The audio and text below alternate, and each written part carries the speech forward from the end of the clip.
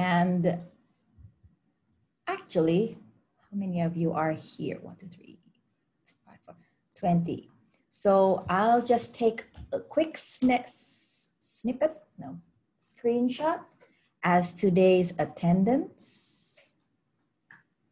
See, we can see your faces there. Let me save that. What date is it today? 22nd.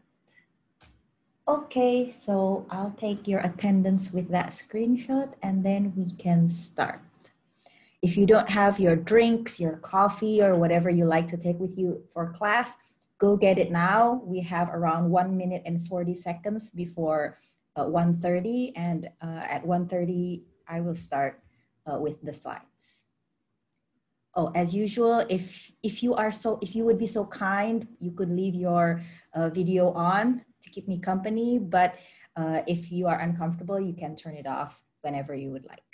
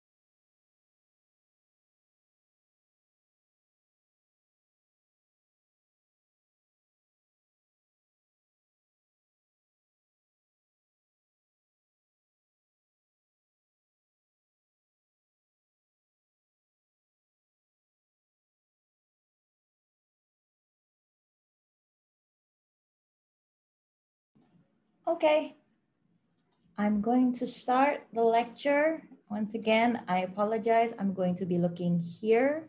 Oh no, I am looking at you, right? Okay, my camera is here, but you guys are over here on to my side. So if I am not looking straight at the camera, please know why. Okay, so I'm going to start off this week with a brief review first of what we studied last week, as well as maybe addressing some questions, Abhimanyu's question, and other issues that came up. So how many of you have actually read through the course introduction slides? Not the descriptive statistics slides, but the course introduction slides. Everyone? Abimayu is laughing. He doesn't want to be called on. Who has or has not read the Introduction to Statistics and Probability slides as well as the video? Ahmad, wait, last week you only had Alif Yandri on your ID, right? How do I call you? You can call me Alif. Alif, okay. Alif, I noticed that you were unmuted for a second there, so you're the one that's going to be my target. Did you read the slides? The slide's the same as the one in the first video, right? Yes, but there are some terms that I only mention in the video, but the details are in the slides. Oh, I think I just watched the video. Okay. Anyone else? You must have watched the video because if not, you wouldn't be able to look at the slides. Actually, since I have the activity completion feature on, I can actually see who actually already clicked on the slides. Although I don't know if clicking means reading because you can just download the slides, right? So who am I going to ask next? I think I'm going to ask the guy in Medan. Am I correct? Abraham, you're in Medan, right?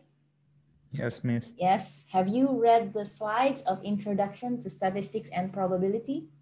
Not till the end. Not till the end. Okay then, since I don't think any of you are going to admit to reading the slides, I'll just directly ask you guys a question. Does anyone remember these terms?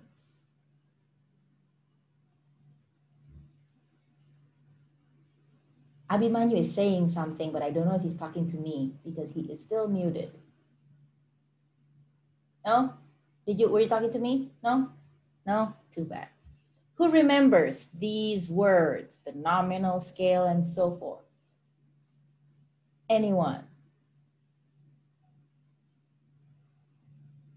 Anyone?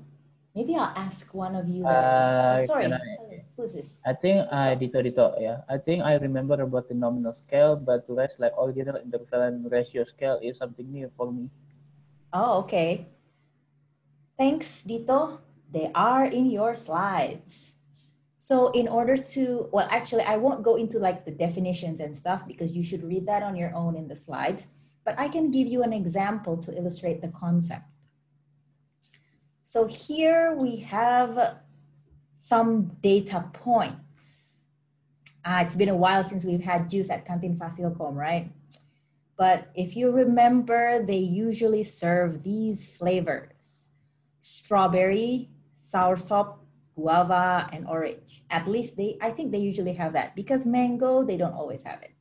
Anyway, so these data points, these measurements were obtained when I went to Kantin Fasilkom last year and asked, what juices did you have? What juices are you currently selling? So look at the characteristics of this data: strawberry, soursop, guava, orange, in the context that they are juices sold at Kantin. Are they mutually exclusive? By mutually exclusive, I mean, like, if I have a juice bought from Kantin Fasilkom, there's no way it's strawberry and guava, right? This is a dilemma. Maybe they make mixed juices. Let's assume they don't make mixed juices, okay? So are they mutually exclusive in that case? Yes. Yes, they are. Okay, so we have mutually exclusive, done. Next, is there any type of logical order to these flavors? Like, is strawberry the best? Is guava the best? As far as I recall, all of them cost 11,000 rupiah. So they're not more expensive either. So is there any order to this category, do you think? I don't think so. There probably is a subjective order, because probably Jerome likes guava better than orange or something.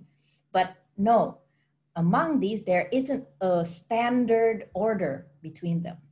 So here we have no logical order. What about equal distance? Of course not, because there is no order. So this is also not fulfilled, and this is also not fulfilled. Because 0 is absent, there's no value of 0 in this measurement. With only one characteristic fulfilled, we can know that this is the nominal scale. I'll get back to this later. Next, we have a different measurement. We are no longer talking about the juices at Fasilkom, but we're talking about the number of subscribers of 5 random YouTubers. These are not real numbers. So I have any YouTubers? I don't really know any YouTubers. Maybe this is Deddy Corbuzier. He has 101 million subscribers. Here, this is a smaller channel. Any other YouTubers you know? Maybe it's the podcast of Pandemic Talks here, 8 million, and so forth and so forth. What about this data? When I'm taking the information, I'm taking the data, the measurement of the number of subscribers, are they mutually exclusive? Like, is each number exclusive to each other? Is it possible for any YouTuber to have two different numbers of subscribers? No, that's not possible. That's not possible, Bagus. Thank you. So here we have the first criteria fulfilled. Next, is there any sort of logical order among these measurements? Yes. Yes. Obviously, 101 million subscribers is obviously more than 10 million subscribers. So we also have logical order. Next, is there an equal distance? What that means is between this first YouTuber and that one, there must be a difference, right? I don't really feel like counting right now, but it's something like 93 million, right? There is a difference. Yes, there's equal distance. There is an equal distance. Very good. And finally, what does zero mean here? Does zero mean absence? Yes. Is it possible to have 0 subscribers? Does it mean, what is it? Yes. No. Yes. It means I something? think so. You think so? Any other opinions? Ferdi just unmuted himself, so I thought he was going to speak. No? Yeah. What There- were you going to say? It is possible. It to is have possible 0 to subscribers. have 0 subscribers. And does it mean anything like 0 subscribers? Like, does it mean there's no data? Or does it mean that he has 0 subscribers? This is a It means- tricky concept. It means he doesn't have any subscriber. Mhm. Yeah, it doesn't mean that it has no data or something. It has- Exactly. That's what I wanted to say. Like, for example, if I were to say Jerome's weight is 0 kilograms, that means he does not have a weight. But in this case, if the number of subscribers was 0, what does that mean? Do we still have a data for that particular YouTuber? Yes. We Yes. do still have a data for that YouTuber, and it's 0. So this actually is not fulfilled. And thus we have only 3 criteria fulfilled. And thus we have, anyone?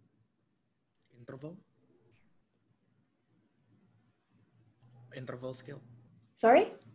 Interval scale. Interval scale, thank you. Interval scale. So if we look into these 4 scales of measurement, the first example, when we're talking about the juices at Fasilcom, we noticed that there is a mutual exclusivity to the categories or to the measurements. Since we are going from less precise to precise, once this property is valid from nominal, obviously it will be valid as well to those more specific, more precise, sorry. Next, we also have some sort of logical order. So for nominal scale, we don't have a logical order, but starting from the ordinal scale, we do. Next, we have equal distance, which I'll get back to a little bit. And finally, we also have 0 absence. And here you can see that the nominal scale only will fulfill 1 criteria, the ordinal scale will fulfill 2, and so forth. So other than juices at Fasilcom, what else falls into the nominal scale? Any ideas? Papers on my screen. Sorry? Gender. Gender, exactly. We'll write that down here, gender. Because of course you would fall into either one. They're mutually exclusive. We don't have a social debate here, but people might debate me on that. But for the sake of argument, we have 2 genders and they are mutually exclusive. Next, logical order. Any idea on what would that mean? So ordinal scale, which now has the criteria of logical order. Any ideas? Basically comparable to others. They are comparable to others. but there is no equal distance. Any ideas?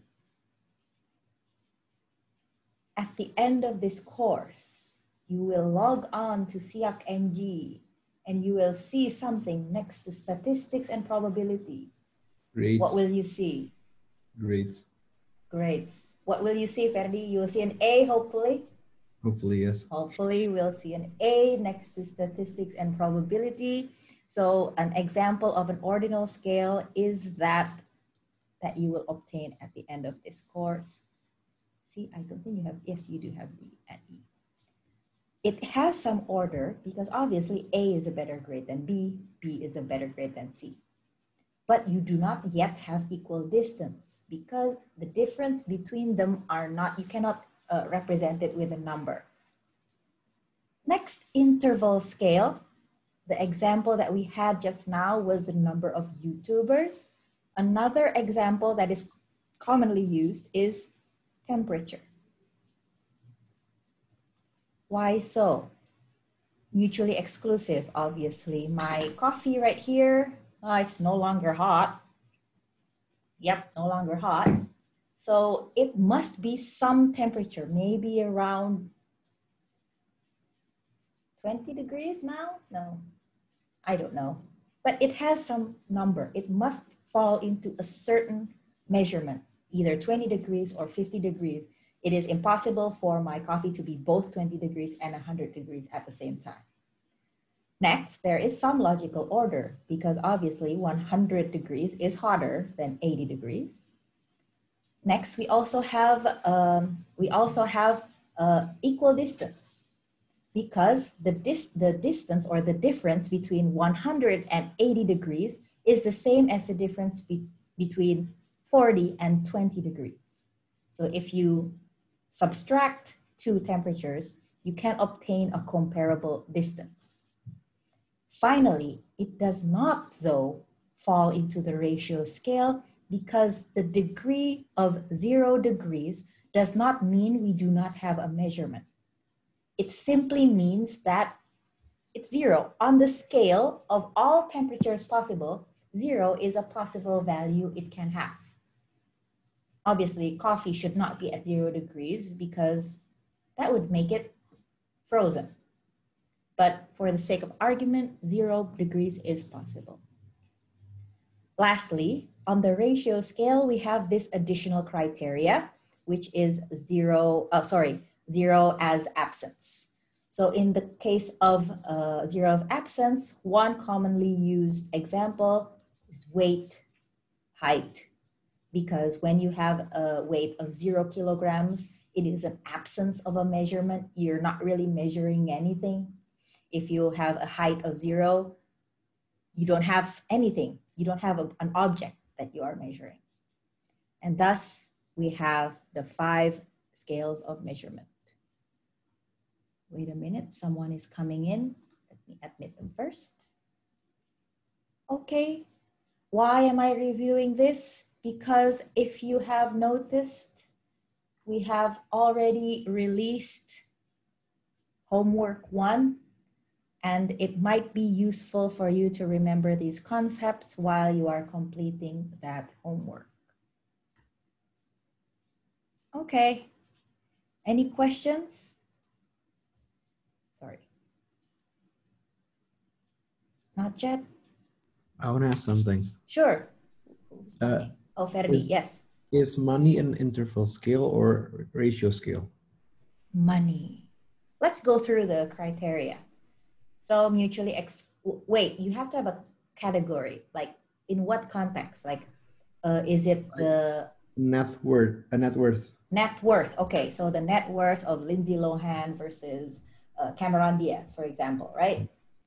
Okay, so mutual exclusive, yes, obviously. Ordinal scale, there is some sort of order because the number of the net worth must be different. Equal distance, I do believe that there is an equal distance. Would you agree with me, Ferdi?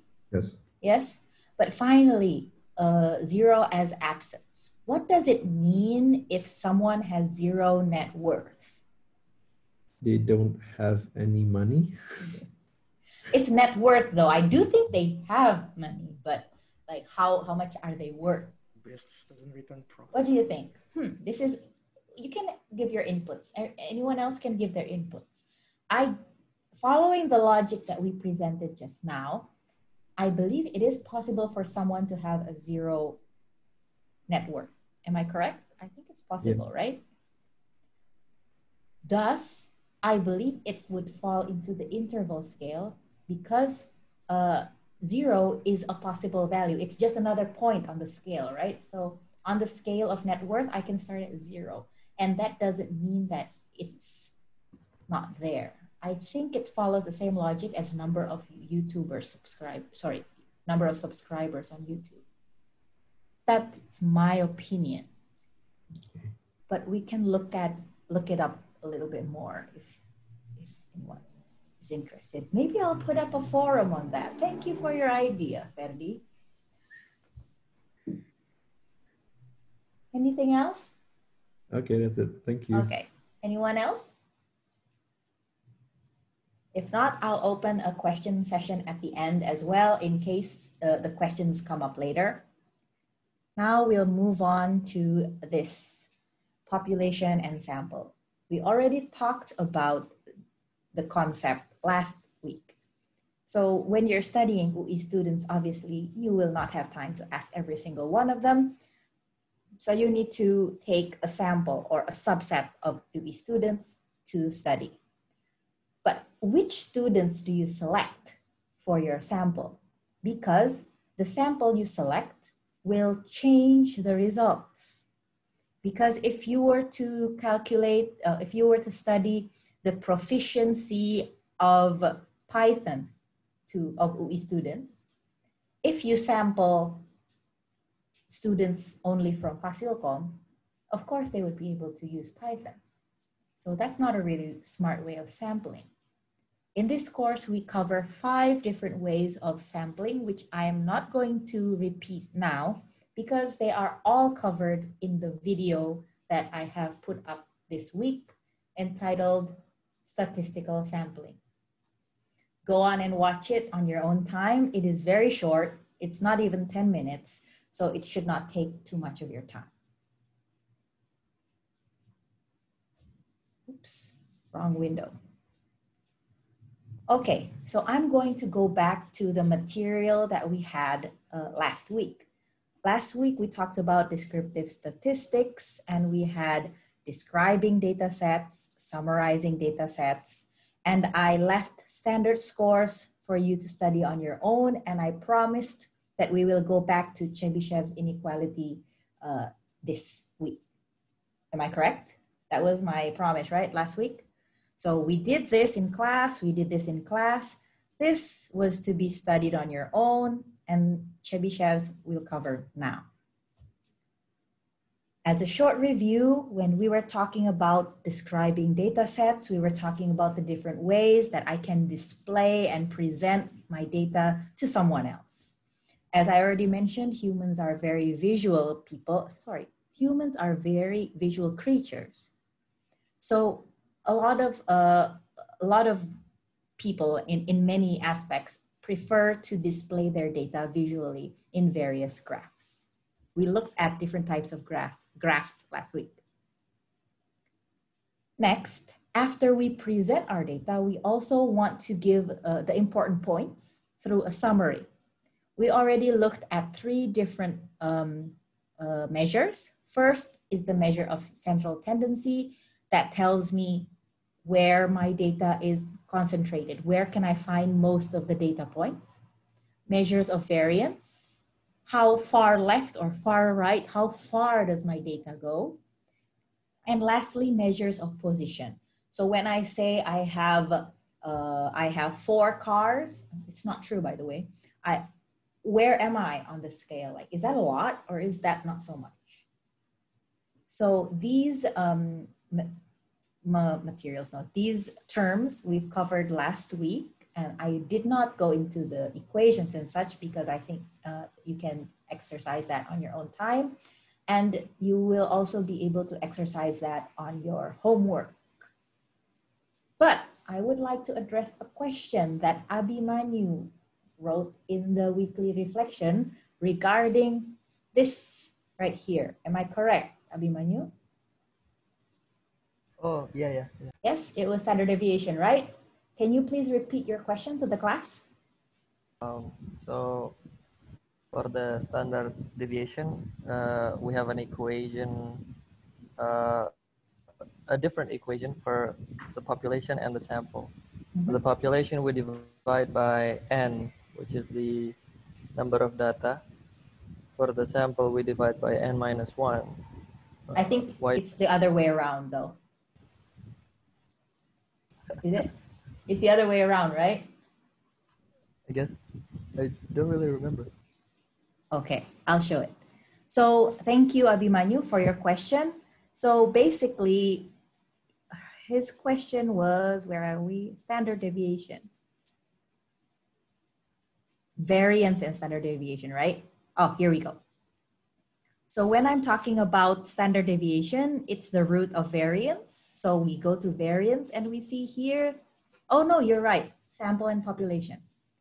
Why do we divide by n for the population, but we divide n minus 1 for the sample variance? That was Abhimanyu's question. So you already watched the video, you said, on Khan Academy? Yeah.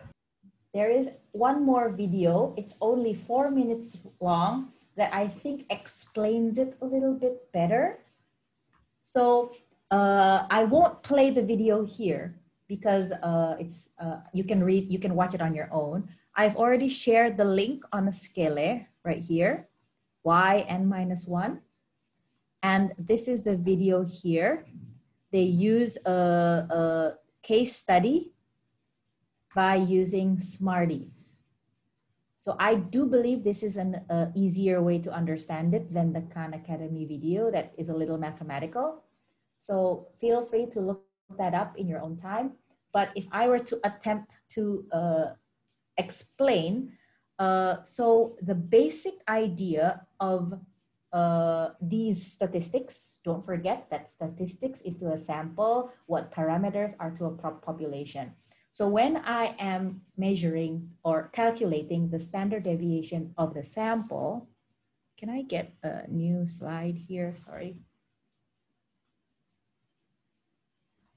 So let me write a new slide here just for the sake of argument. So when I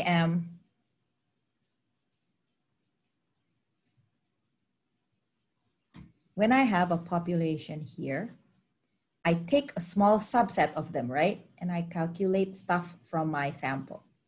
So what basically, when I am calculating the standard deviation here in the sample, I would like to approximate as best I can the real standard deviation, right?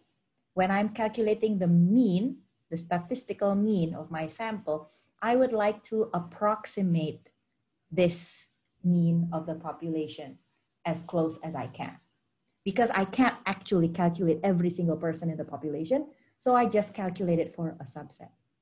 Now, when I compute mean, the sample standard deviation and the mean and the sample mean both will depend on where exactly do I take my samples from. Do I take it from this area, or maybe do I take it from these group of people? Maybe I take it from these group of people. This will all change the standard deviation and the mean of the sample that I obtain. Like I mentioned before, if I'm calculating the Python ability, obviously it would be very different if I were to take students only from Fasilkom, and if I were to take students maybe from, what doesn't code? FEB, for example. So, nevertheless, even though this affects the calculation, I still want to be able to obtain the best closest estimate I can towards these parameters of the whole population. From the study, from previous statistical studies, the mean actually won't change that much, regardless of where you take your sample from. So the mean does not have a n-1, if you recall the equation. It doesn't, because it doesn't really matter if you take your sample from here, or maybe a little bit from here and a little bit from here, and you join them together into one sample. Your mean will probably still be a good estimate of the population mean. However, if you take samples from different spots or from different areas, your standard deviation will be very biased. So if, as I mentioned before, if I take students only from Fasilkom or from FEB, likely your standard deviation will be very different. Maybe a lot of students in Fasilkom have, it's not a very big standard deviation of ability of Python. You guys are more in the middle. But in FEB, your standard deviation will be quite large because there's someone that has not even heard of programming before, but there will be that odd one that has already started to learn Python, maybe. So from experience, from these types of experiments, we know that the standard deviation is very, very sensitive towards your sampling spot. And thus, there's a guy, his name is Bessel. A long time ago, he proposed that instead of dividing by n, apparently if you divide by n-1, you correct that bias. And thus, wherever you take your sample, your standard deviation can more closely predict the standard deviation of the population. Is that clear? Any other questions? It's a corrective term. That's the correct word. So they're just attempting to correct that underestimation that happens when you have different samples. Sorry. Any other questions? Someone is unmuted, but I can't see who. No?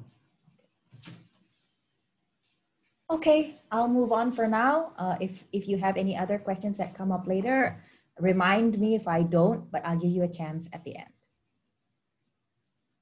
Okay, apologies for my own photo on the slides, but here, that's me and that's my friend. I took this picture when I was studying for my master's degree. Obviously, you can see that my friend is taller than me. So here, my height is 154 centimeters. My friend's height is 168 centimeters. So a lot of people can say, ha ha ha, you're just short, right? To me, but I have a different argument. So, okay, let's see. I am indeed 154 centimeters. This is true, but I would appreciate it if you don't put that information around. Next, my friend here, she is from Europe and she is 168 centimeters tall. So if you just look at a numbers line, the only conclusion that you would get is that she's taller than me. But you also have to take into context. I am Indonesian and I looked it up. The average height in Indonesian is 158 centimeters, maybe around here. And the standard deviation is not that far. So let's say it goes like this. That is where my data point lies in the context of Indonesian heights. Now, the average height in Europe is 172 centimeters. And it doesn't go that far. Like, let's say it only goes up to here. Sorry, not so great, but you get the idea. So when you say that I am shorter than my friend, it is a fact, but actually you're not comparing things apple to apple. So using standard scores, what we are trying to do is, oh, my drawing does not transfer. Okay, let me just quickly write one here. What we are trying to do is to put this line and this line on the same playing field, like this. And where would it fall? So if you see here, actually, she's close to the bottom. So maybe using Z scores, she would be somewhere here, maybe. And as you can see, by comparison, I'm not very short for an Indonesian, actually, right? So standard scores tries to put everything in different contexts on the same scale. So like if you said, like on the slides, if you've already read, you'll see that someone got 68 on their physics exam and got 95 on their English exam. But maybe at physics, although he only obtained 68, maybe everyone else got 50. And what is the mean? What is the standard deviation of all of the physics scores? So in order to make it fair, you can use these standard scores. There are some properties of these Z-scores that you can see on the slides. And that's it for all of the material that we covered last time, plus the individual study. Any questions? Not yet? Not yet, good. Okay, so I'm going to continue with Chebyshev's inequality. And then at the end of that, we'll have, I hope to take at the most half an hour with Chebyshev's inequality. We'll take a short break. And then after that, I will finish this week's material with correlation. Okay, as you know, we're trying to finish this first chapter of descriptive statistics.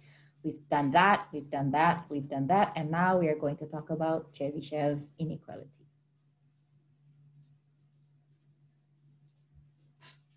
Okay, I don't really need to read the slides to you, right? So take 2 minutes to read it for a sec, and then I'll start explaining.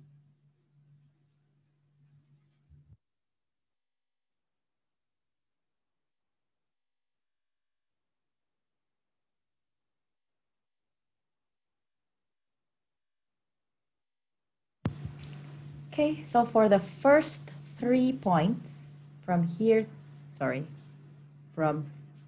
to here, for the first three points, it is an observation. So it's a prior knowledge of statistical distribution. So if we have, these are all my data, these are my data, this is my data. Here I have the mean, and I have a standard deviation X. When I have, let me change colors. When I have my data point, when I have my particular data point, xi, the distance of the value of xi here is xi minus x. Straightforward, right? So if my variance of my distribution is quite small, what will happen is there is very little randomness to my data. That means that my data will follow some sort of rule. Usually, as I already mentioned last week, most data in the world will follow the Gaussian distribution. And if there is very little randomness, we know that the value of xi will probably not be very far from mean. Why? Because the mean is supposed to be a good representation to tell you the central tendency, right? It should tell you where most of the scores are concentrated. So for most of the scores, this distance here, this absolute value of xi minus x bar, should not be very large. So this is the conclusion of that prior knowledge. Since we know that, so for for a subset of these values xi, like maybe there's another data point here, maybe there's another data point here, there's another data point here. For a subset of these data points, it must be smaller than a multiple k of s. This is the hypothesis. So if I, don't forget, s is the standard deviation. So if I have 2s, for example, 3s, I can define this k on my own. But whatever k I mention, there is a certain number of data that must fall, yes, which difference here, the xi minus x, its distance from the mean must be smaller than ks. So since we already know this one, just now that I talked about, we know that the data points xi must be, when you minus it with the mean, it must be smaller than some multiple of the standard deviation. So now, if we assume that to be true, then we know that there must be a certain amount of data points that falls in that category. Chebyshev's inequality attempts to approximate how many data points exactly would fall into that limit. So here, oh, sorry, I don't want to use that color. Let's erase it.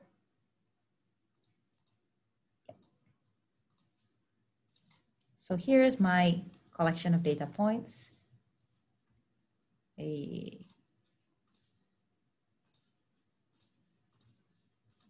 This is my collection of data points, sorry. This is my mean.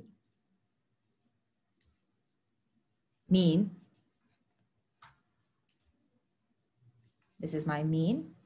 So for every single data point I have, it must fall into some limits, which is a certain multiple of s. So maybe 2s, and I put it here. And I have limits here, 2s, maybe, for example. So I want to know how many data points exactly fall in these limits. Chebyshev's inequality attempts to approximate it using this inequality here. Don't worry about that yet. I'm going to move to the next slide. So let's look at this inequality that is proposed by Chebyshev. Here he is calculating how many of these data points, see this is the number of data points in this set, divided by the total number of data points. So when I'm computing a certain number of a subset with the total subset, I get a percentage, right? So like, for example, in this class, there are 10 people showing their video. So, 11 now, Ferdi. Okay, we have 11 out of 22. So this is the proportion of data points that would fall into the limits. And he approximates it using this equation here. Oh, I don't need to do that. I have an animation. So now let's define the limits. What limits do you mean? So based on the definition of this set itself, we knew that we are talking about all of the data points that has a distance, absolute distance, less than ks. From here to here, this is calculus. So it's not my responsibility to derive it for you. It is calculus. If you remember, this is absolute values. So if I have absolute values under a certain limit, it is equivalent to the non-absolute value being less than and, more than and less than these limits here. So if I were to interpret the inequality, I have a proportion of data, this is the percentage of data, that I can approximate it is at least or greater than 1 minus 1 over K2. K2 is the multiplication that I do, the scalar that I use to multiply with S. And this proportion of data will definitely fall between, these xi's will definitely fall between the mean minus KS and the mean plus KS. In order to compute this, we only need to know the standard deviation and mean. What I would like to note here is that this shows less than, right? But the less than in this slide, oh, sorry, what am I saying? It's more than. So in this slide, you don't really need to worry about this being an equality as such when you're doing the computations. When you're doing the computations, you can simply write it as equal, because the more than in this theory is trying to tell you that at least 100, at least, that it's trying to communicate this part. At least this much, this proportion falls into this category. In order for us to understand a little bit more, I'm going to show you two examples. The first example is these are the top selling passenger cars in the United States in 2008. Blah, blah, blah, blah, blah. I don't really know what cars these are.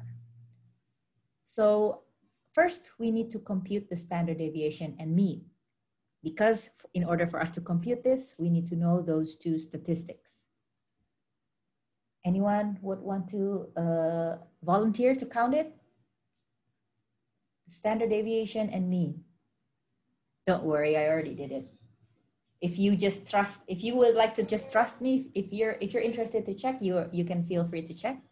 But if you trust me, then I already computed for you the standard deviation and mean. So now, what are we going to compute? Okay, what we are trying to find out is what is the proportion of car sales that lie between this limit and that limit. So let's see. Based on Chebyshev's inequality here, this is our mean, and this is my mean minus KS. This is my mean plus KS. I want to know how many of the car sales fall between this limit and that limit. That's what I want to know. And based on Chebyshev's inequality, I can actually compute that because I know that the K is 3/2, because here I have obviously already, the K is 1.5. So based on the inequality, I can compute the percentage, which is 1 minus 1 over K power of 2, which is around 55.55%. So based on that, if I redraw this, sorry, this is not very smart of me. I have to redraw it every single time I change the slide. Sorry, let me erase it again.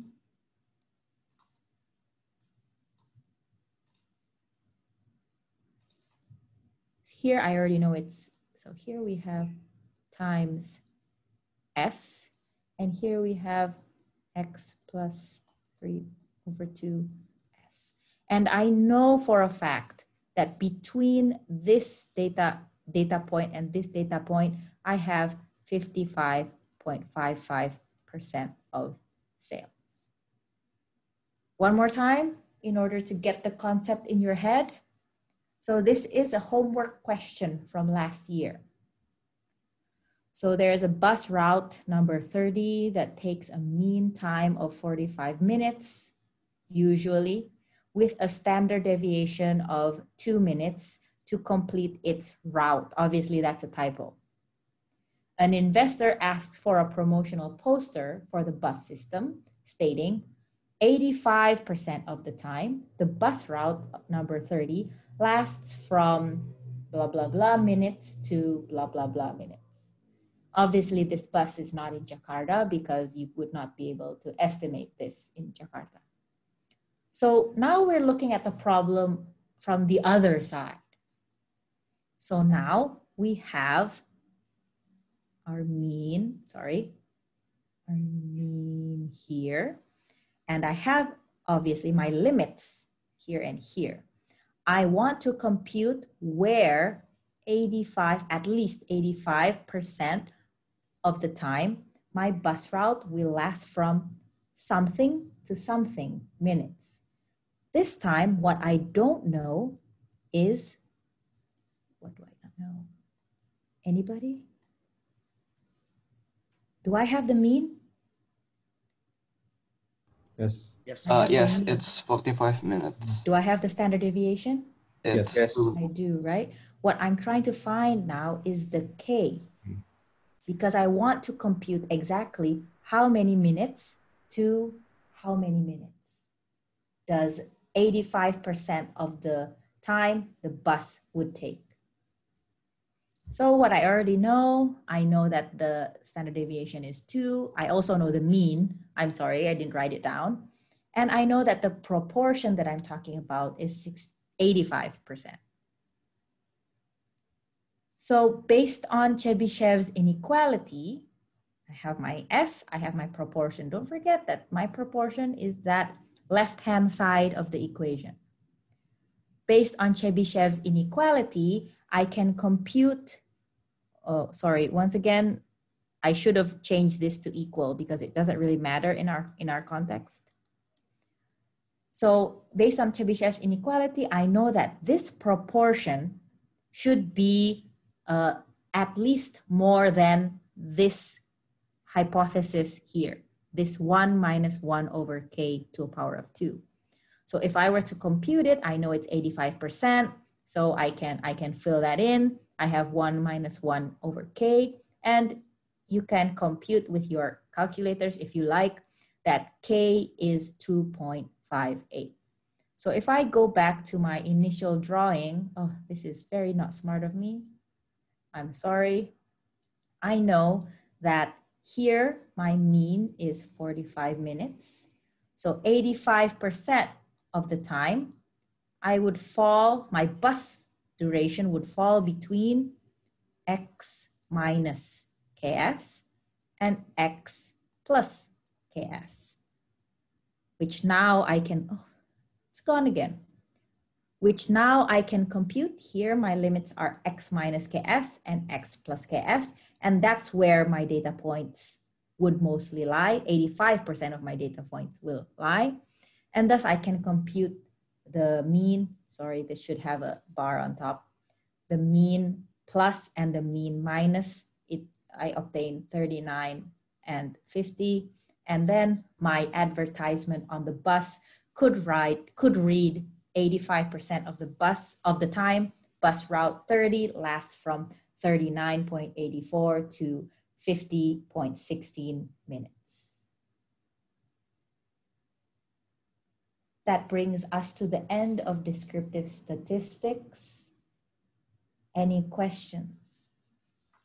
I have a question. Sure. Couldn't we derive the percentage of example from the slides, the car sales, with a normal distribution? In which way?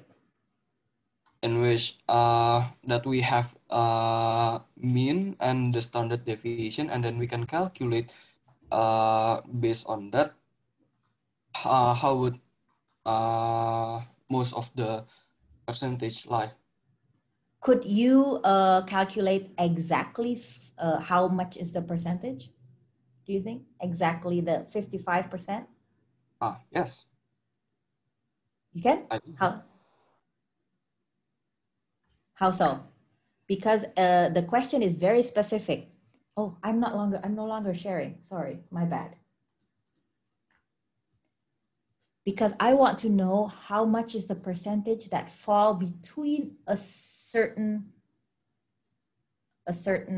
limit.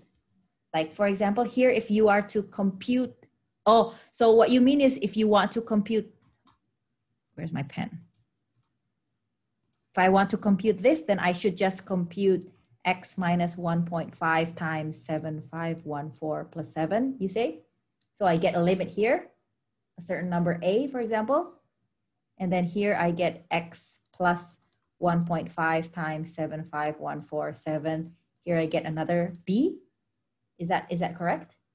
No, what I'm saying is that we can get the percentage by using only the 1.5 times the standard deviation based on the normal distribution table. Oh, you're talking about using a distribution table. I mean, it can be calculated. Yes, you can calculate it, but we haven't gotten there. That's why this is an alternative that you can compute based on a hypothesis that Chebyshev gave based on normal distributions as well. But you don't actually need to look it up on the table, right? Here, you can just simply compute it using this mean and standard deviation. If you're talking about looking it up on the normal table, the Z table and so forth, yes, it is doable. Actually, my question is leading from that question. Is Chebyshev inequality related to how we calculate normal distribution?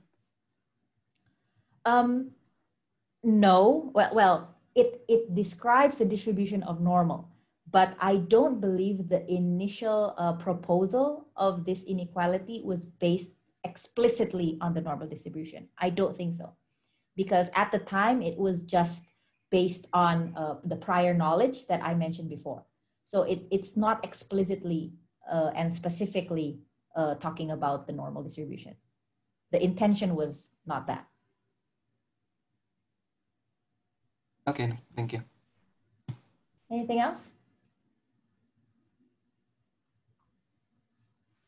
Don't worry, we're not done yet today. I still have one more file, one more slide to show you, which is about correlation.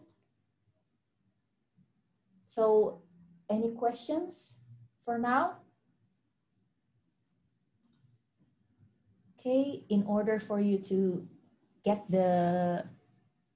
think about it, maybe, we'll have a short break now of 6 minutes. On my computer, it's 2:24. I will start again at 2:30 with correlation. And if there are any questions that come up during the break, feel free to interject me when we come back. Okay, short break, 5 to 6 minutes. See you in a bit.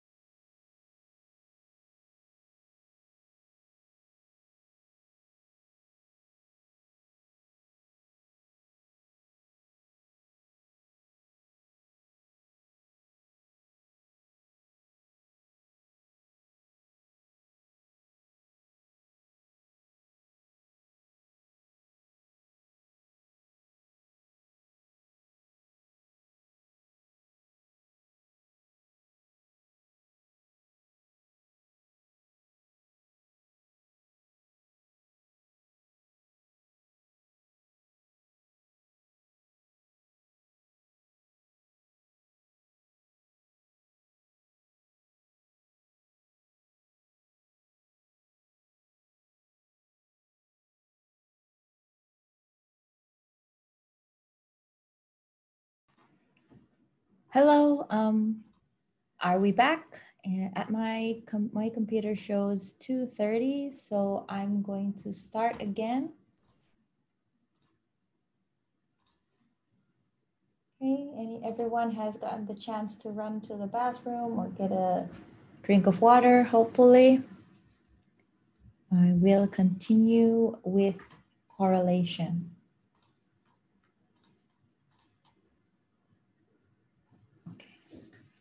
Oh, Abhimanyu is getting comfortable.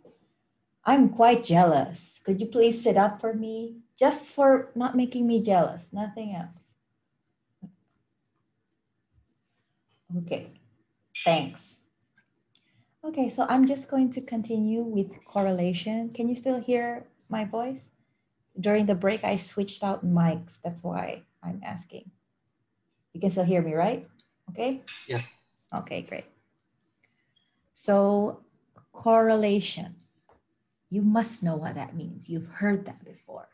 What do you think it means? Just from what you understand from the word correlation. Any Relation. idea? Connected or something. Similarity. Wait, sorry, similarity. What else? Who just said similarity? I did. Oh, you did. Too many people talking at the same time. I'm sorry, I got confused. Who else? Who else? I think Bagus and Jerome also unmuted their mics. Was it? Yeah. I think I didn't miss it. You didn't? Okay, too bad. Sorry, miss. Okay. So you guys are from the international class. You probably have heard this word before, right? So like, for example, what is the correlation between the number of students that have their cameras on with the number of students that have taken a shower today, for example? So since there's only 1, 2, 3, 4, 5, 6, 7 of you showing your faces right now, is it safe for me to correlate that with only 10 people that have taken a shower today? I think, no, most of you have already taken a shower, you just don't want to show your faces? I think no, miss, because even though we show our faces, doesn't mean that, we took a Oh, bath. the other way around, okay. Is that an admission from you, Bagus? No. Okay, so I'm trying to understand some similarities, some relationships, some connections between certain things. So let me start with an example. So when you are studying baby's development, we have many variables. So I recently had a baby, so I log these things in a special app I have on my phone. What's her weight, what's her height, and so forth, right?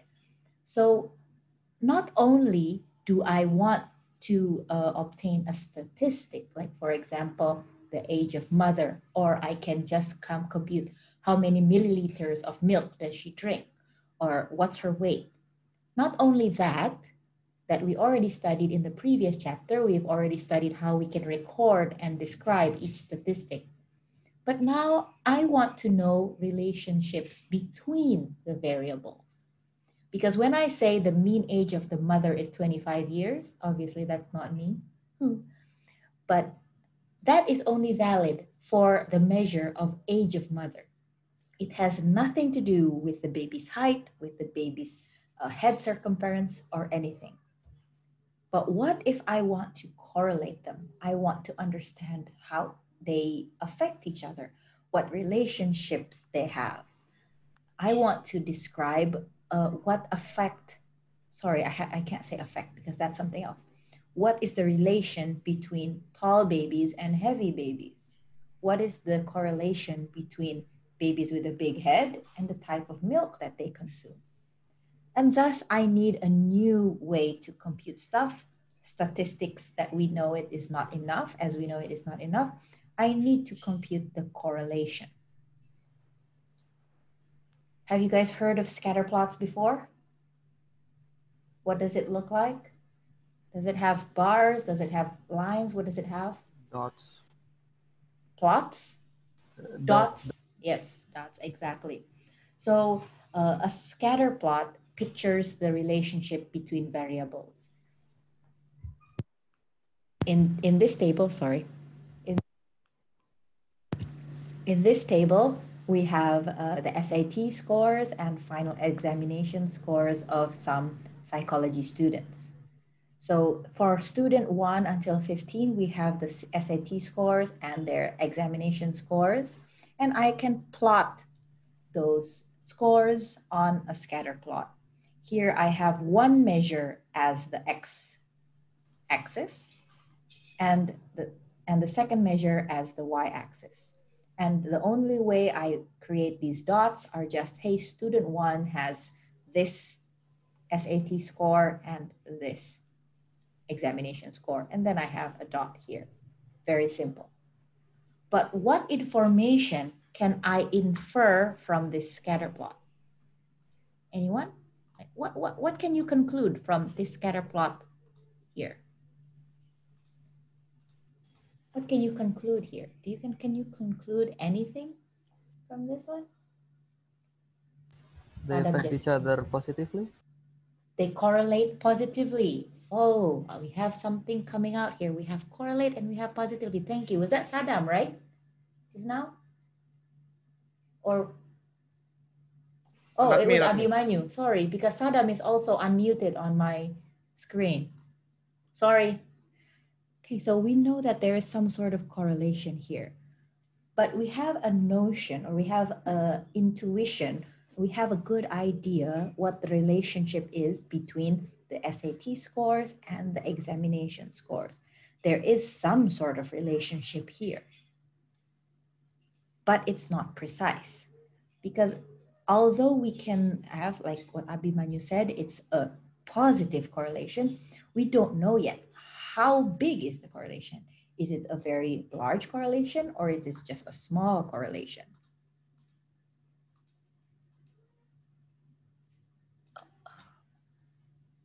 How do we measure the relationship?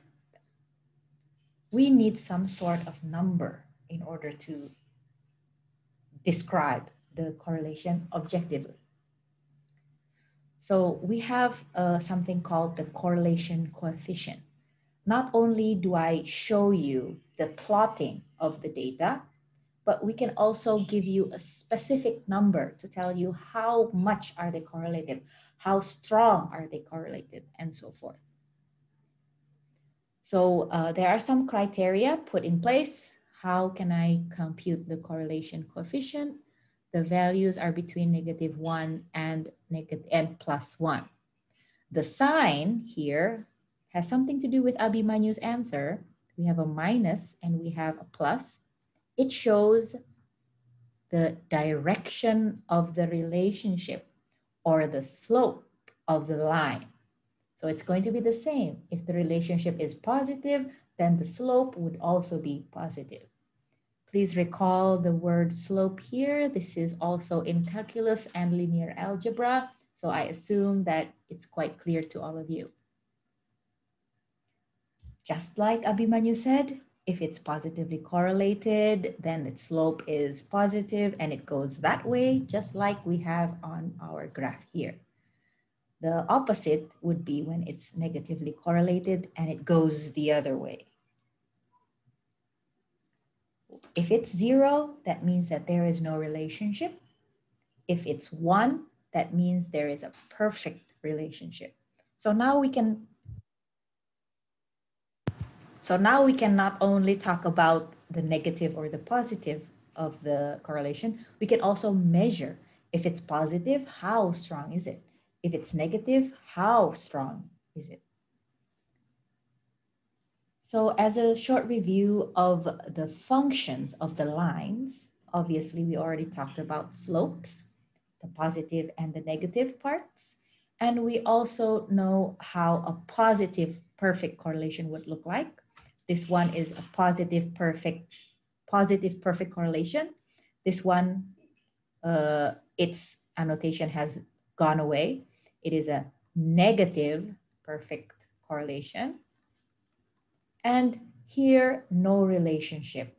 In this relationship, as mentioned, the correlation coefficient would be 0.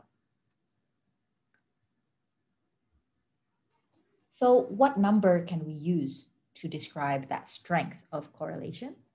One of the most common ones used is called the Pearson R. I won't go into the history, but obviously its name is Pearson. So the guy who proposed it also was named Pearson. It is all based on, once again, a prior observation, a prior knowledge that if an individual has a score on this variable that's above the mean, he is also likely to have a score on the y variable that is above the mean. So for example, if Alif has a linear algebra score that's above the mean, so likely he would also have a calculus score above the mean. Am I correct, Alif? I think. Okay, so this is only based on that particular hypothesis, only that if you do better than average in this one, likely you would do better on average on the other ones as well. Just now, the example I used was in the context of a score of a test, but that's not always the case, right? So like if someone is also above the mean in number of hours put in playing Mobile Legends, perhaps they would also be above the mean in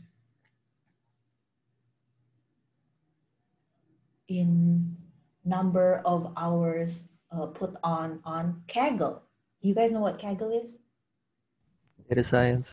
Yeah, some data science competition website. So in order to compute the difference, the correlation between two things, Carl Pearson defined the correlation coefficient as follows. Note here that the correlation is computed using z-scores, because from my previous example, we know that this measurement might not be on the same scale or the same playing field as another one.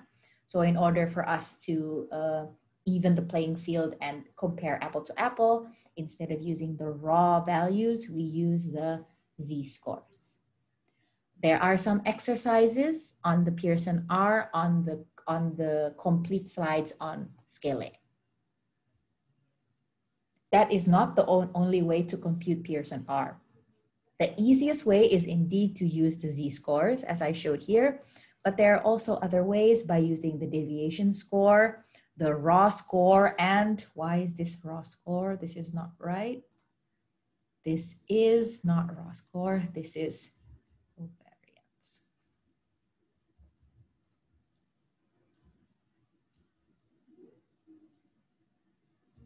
There are 3 other ways aside from the z-score method. You can also use the deviation score, the raw score, or the covariance formula. So all of these different ways of computing are also on the complete slides on Scale, and I will skip over them today. But here I would like to direct your attention to the last one, the covariance formula, because we have not yet talked about covariance.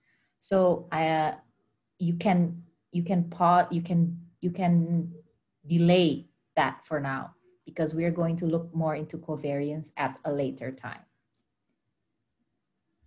So this Pearson R can be computed to determine the strength of the correlation between any 2 variables, but these 2 variables have some conditions.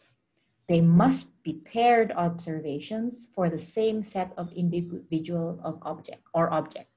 So for example, I were to compute the correlation of linear algebra scores and calculus scores for the class, your class, I must have the same observations for each.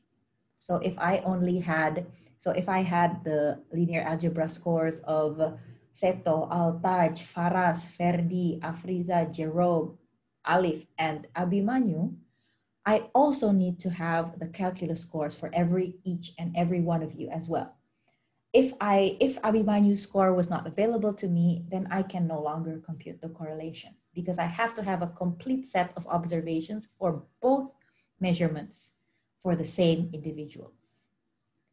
Second, Since we use the mean and variance in computing the Pearson R, they must be either the interval or ratio scale. It is impossible to compute the Pearson R for the nominal and ordinal scales. Okay, after that, after we compute the Pearson R, there are three things that will affect the size of Pearson R, the results, the strength of Pearson R. First, it's linearity, which we already touched upon previously, the homogeneity of the group, as well as the size of the group. All of these factors will affect the computation of Pearson R. So first, obviously, the linearity will affect it very much. When we're talking about correlation, usually we are assuming that the relation between both variables are somewhat linear. So here you have examples of linear and curvilinear variables. When you are computing the Pearson R, even this curvilinear distribution is approximated to be linear, because Pearson R was indeed developed to measure the linear relationship between two variables. What happens if our data is very curvilinear? It won't be able to give you a good estimate of strength, because in this example here, the Pearson R of the data is 0. So it is as if there is no relation whatsoever. But actually, if you recall this graph from calculus, it is a perfect quadratic relation. Since it's not linear, Pearson R is not able to compute and describe this relationship, and it's no longer suitable to describe a quadratic relationship between variables. Next, we're talking about homogeneity. So homogeneity is the opposite of variance. When a group becomes more homogeneous, the variance decreases. And if I have a very large homogeneity on one variable or even both, the absolute value of the correlation coefficient gets smaller and smaller. Because if I'm looking for the relationship, I need a large range that I can correlate. So when I'm talking about linear algebra, I need a good range of scores. And when I'm talking about calculus, I need a good range of scores before I can correlate them to each other. Like for example, when I was talking about the ability of Python, if I'm trying to correlate the ability of Python and the ability of Java, for example, if I were to study only Facilcom students, then my group is very homogeneous. And thus I won't be able to get a good estimate because I don't have enough variance in my data. And lastly, the size of the group. It's not supposed to affect the Pearson R, but it does affect the accuracy of the relationship, because when you only have 2 data points, you probably won't get a good image or a good estimation of the bigger picture. Here are some properties of the Pearson R. You can go through them yourself. They are just some things that follow after you compute the Pearson R, as we already described previously. So now, since we already have a number, just now, previously, Abhimanyu said we had a positive linear relationship. I'm going to ask you back, how strong is the relationship? So is 0.5 strong? Is 0.8 strong? There isn't actually an absolute distinguisher of strength, but distinction of strength, sorry. But there is a rule of thumb. Since Pearson R is an ordinal scale, there are some conventions that was already brought forward by Hinkel et al. The size of correlation between over 0.9 is very high, positive or negative, and so forth. You don't have to follow it exactly, but this is the rule of thumb that is usually used. After the Pearson R, we also have a Spearman rho coefficient. It is a special case of the Pearson R, and is used when we don't have the actual values. We don't have the actual like previously in my previous example, I don't have actually the exact scores or exact raw scores of linear algebra, but I have instead rank informations, because data itself also consists of ranks. But since they are ordinal data, we already talked about some criteria of Pearson R. I cannot use ordinal data for that. So instead, I can use the Spearman raw. Here there are some, this is the equation, and there are some computation examples on the complete slides on scaling. Once again, since we are using some rankings, sometimes it's possible for two data points to have the same rank. Like maybe both Ferdi and Jerome have the same exact score on the linear algebra. So in order for us to compute it, since there are the same scores or tied ranks, we need to take the average of these rank positions. Since these are two different types of correlation coefficients, we have the Pearson R as well as the Spearman raw, but they are both computing the same thing, the strength of correlation between two different variables. In the example on your slides, you can look at them in your own time. We obtain for the same data, we obtain a Pearson R of 0.9 and a Spearman raw of 0.95. You see that there is a small difference between these two. The difference happened because there are some tied scores, and from Pearson R, when I use the raw variables, the raw numbers of the scores, I don't get a bias because I know exactly, oh, this person gets 173, this person gets 173. Whereas when I'm computing the Spearman raw, I'm only using their rank. So I know that this score came in 7th and this score came in 8th. And thus, since, for example, this score appears in 2 positions, the computation of rank is 6.5 and so forth. And thus, I will have a little bit of error between the two computations. When there are no tied scores, they should equal the same number. So you can compute it with either coefficient. Lastly, I would like to leave the discussion of correlation on this note. Correlation and causality are two different things. Do not mistake correlation with causality. Maybe you've seen the news. A lot of the time people say that, oh, don't let your kids play with first-person shooter games because they will be violent. So don't mistake correlation with causality. There may be a correlation between the amount of hours a kid plays an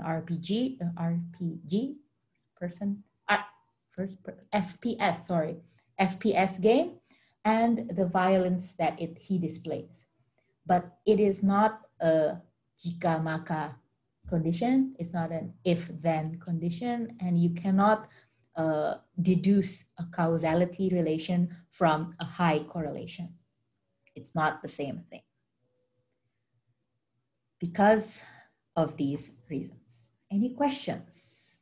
I think that's the end. Yep, that is the end. Any questions?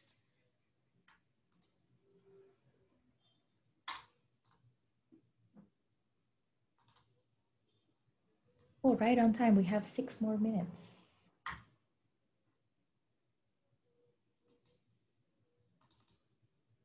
If not, I would like to go back to the question that's on Skille, and I think was asked by Ahmad. Am I correct of remembering the name? Was it Ahmad that asked me the question yesterday?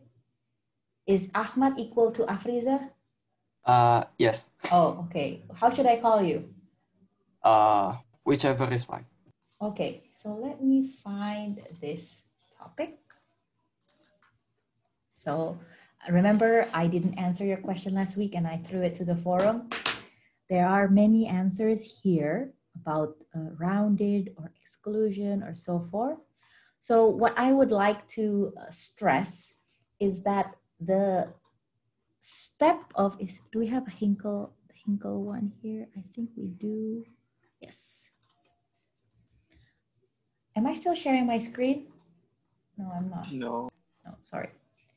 So here about the Hinkle distribution, what I would like to stress is that remember that in this part of the lecture, we were talking about describing data sets. So the case here is that I have a bunch of data and I would like to show it to you or for whoever needs to see my data. So what comes first here, the chicken or the egg? Which comes first here, this table or my data? It's my data first, right? I have a bunch of data and I want to show it to you. Excuse me.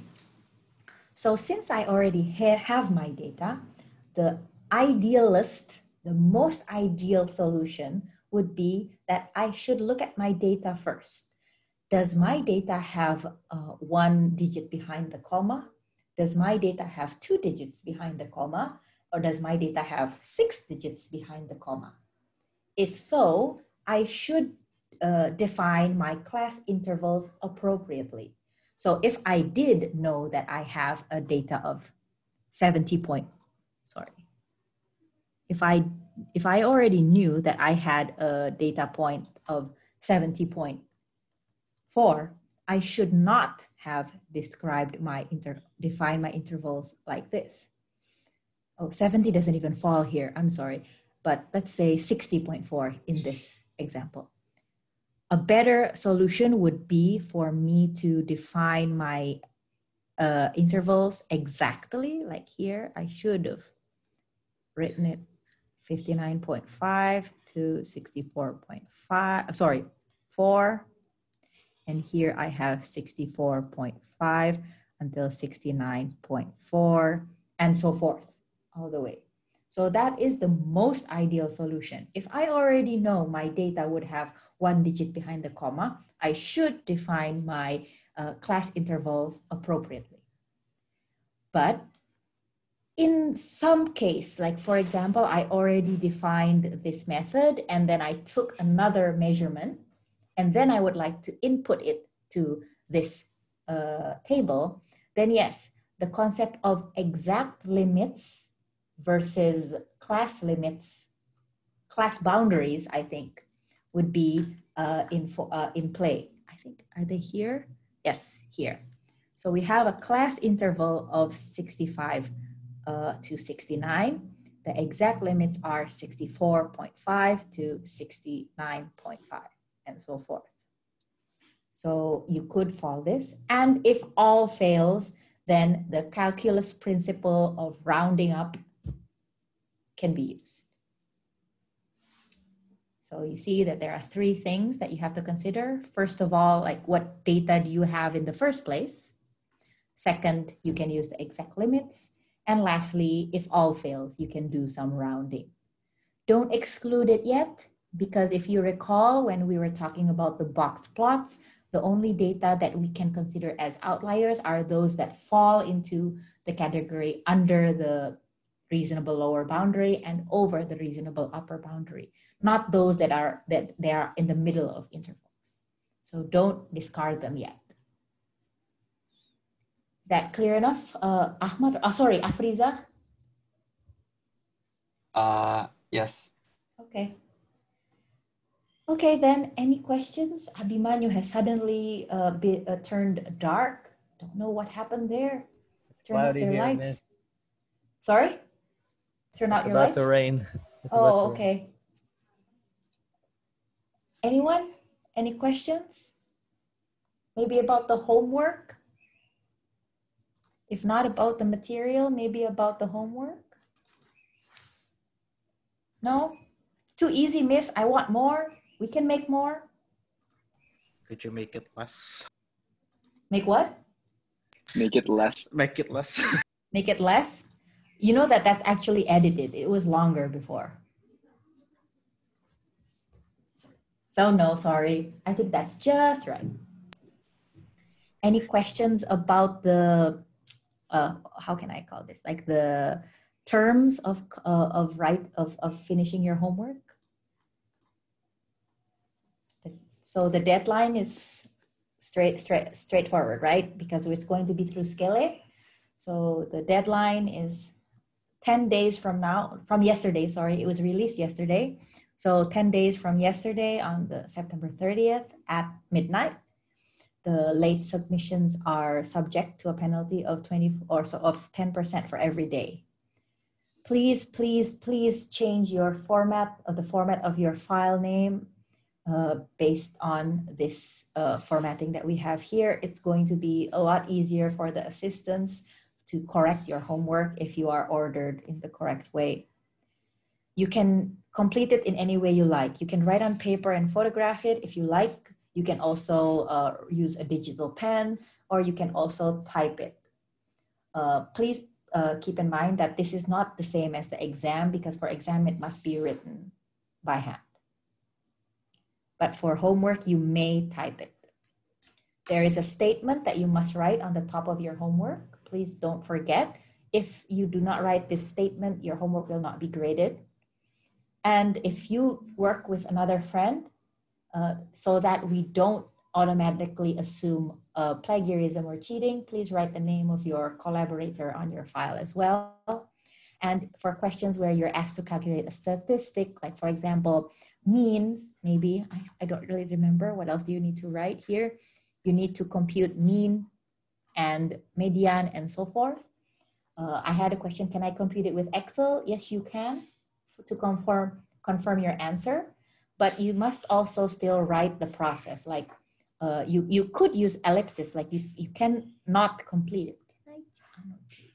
No, draw. Yes, can I annotate this? Like you could write one. Oh, it's not coming out. You could write 1 plus 2 plus 3 plus ... plus 67 equals something. And then you can have the final equal somethings. You could compute it using Excel or program, whatever you like. But our intention is that you know the steps. Like you know that it first starts up with an addition and then division by n or so forth. But you can compute it using tools if you like. Any other questions? Ooh, what's that? If not, then it's 3 minutes past 3 on my There's a question in the chat by Dito. Sorry. Yes, sorry. In the what? In the chat, Zoom chat. Oh. Can we paste our snippets digitally? What snippets? Sorry. Anyone has an idea on what snippets he means? The snippets of the digital screenshot actually. So I paste the document. I use the document, then I paste the snippet digitally. What document? The homework document. As long as you have your name, NPM, and your statement on the top, you can submit it in any way you like, as long as it's a PDF. Okay, thank you, Miss. Okay. Anything else? If not, then I'm already over my time by 4 minutes. Thank you so much, and I'll see you next week. Don't forget your homework, and stay tuned for some updates on the Skelly page for this week's learning activities. Okay. See you and thank you. Goodbye. Thank you, Miss. Thank you, Miss. Thanks, guys. Thank you.